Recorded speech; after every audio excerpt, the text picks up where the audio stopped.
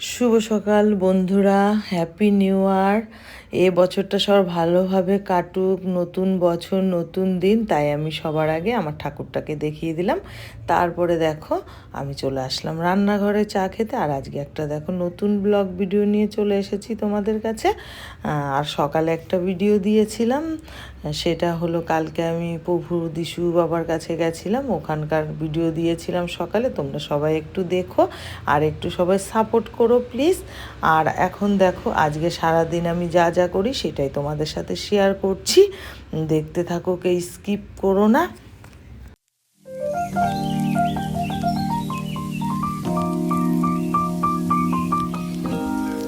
ঘর মোছার লাঠিটা দেখো ভেঙে গেছে, এখন কি করব, ওটাকেই দড়ি দিয়ে ভালো করে বাঁধছি আর একটু মিউজিক দিয়ে দিলাম তোমাদের।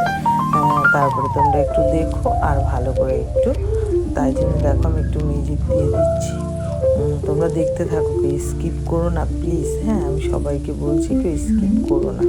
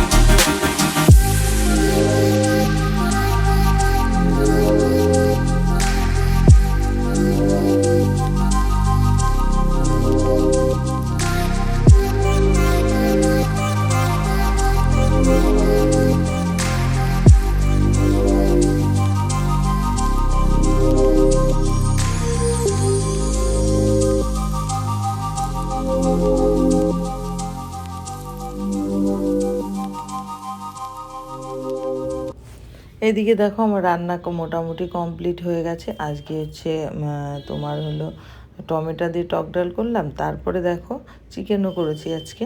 তারপরে দেখো এই যে আমি এই বাসন, রান্নাবান্না হয়ে গেছে, বাসনগুলো সব এখন পরিষ্কার করে সব ধুয়ে নিয়েছি। আর সবজিটা তো তোমাদের দেখিয়ে দিয়েছিলাম কি সবজি রেখেছি। আর আজকে বছরের প্রথম দিনটা সবার ভালোভাবে কাটুক, সবাই তো আনন্দ ফুর্তি করবে, কিন্তু যার যার মানে সমভাবে আনন্দ ফুর্তি করুক, যাতে কারোর কোনো অসুবিধা না হয়, সেভাবে সবাই একটু নজর রেখো। যাই হোক, তারপরে দেখো আজকে আমি চলে এসেছি।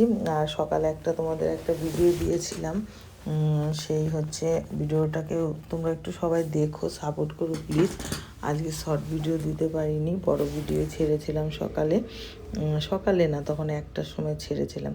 যাই হোক, আমার প্রিয় বন্ধুরা, তোমরা সব কেমন আছো? আশা করি যে যেখানে আছো খুব ভালো আছো, আর আমিও মোটামুটি ভালো আছি।